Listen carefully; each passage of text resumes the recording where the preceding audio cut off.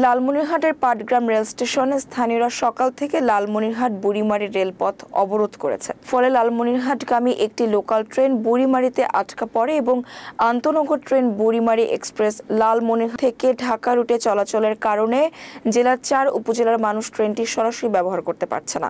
এর ফলে আদিতমারি, কালীগঞ্জ, হাতীবান্ধা ও পাটগ্রামের মানুষ দীর্ঘদিন ধরে বুড়িমারি থেকে ট্রেনটি চালানোর জন্য আন্দোলন চালিয়ে আসছে।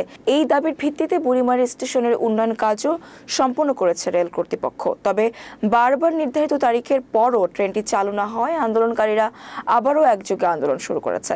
রবিবার তারা পাটগ্রামে মহাসড়ক অবরোধের ঘোষণা দিয়েছে, যাতে সরকারের কাছে তাদের দাবি পৌঁছানো যায়।